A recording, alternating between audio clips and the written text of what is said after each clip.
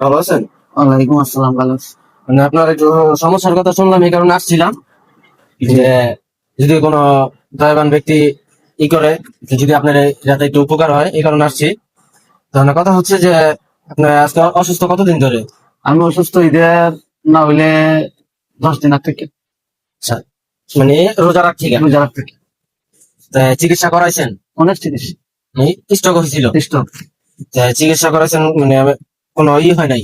দোকান উপকার বলতে প্রথম যে চিকিৎসাটা করেছে মিনতির, এরপর গিয়ে তেল মালিশ দিছে, দেওয়ার পর স্টকের ওষুধ খাইতাম, ওষুধও খাইছে অনেকটা টাকা।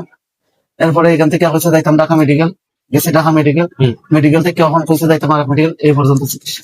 মানে মানে আমগো যে কথা বলার উদ্দেশ্য, আপনার যে সমস্যাটা স্টক করছেন, তো এটা আপনার যে আর্থিক অবস্থা, এটা মানে অসুখে পইরা খরচ করতে করতে আপনার যে আর্থিক অবস্থা যেটা ছিল ওটা সব শেষ। এখন অবস্থা মানে আর্থিক অবস্থা এরকম নাই যে আমার চিকিৎসা করা। চিকিৎসা চালানোর মতো আমার কোনো মানে জি, বুঝতে পারছি। আপনার ছেলে মেয়ে কয়জন? আমার 2 ছেলে 2 মেয়ে। ছোট?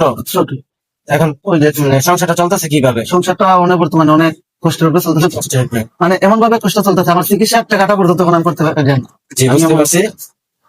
আমার ওই কাগজ গুলো দিয়ে দিছে, কইছে আমি যাইতাম আবার, কিন্তু আমি যাইতে পারতাছি না আজকে। কি ইয়ার এটা সিটিএস লোক যাচ্ছে, সিরিয়াস কিনা?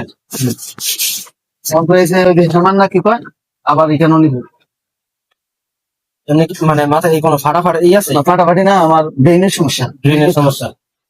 ব্রেইনের চাপ। আর এই যে এই আটটিরে মানে সোশ্যাল মিডিয়ায় প্রকাশ করে, তা এই টাকাটা অনেকটাই অসহায়।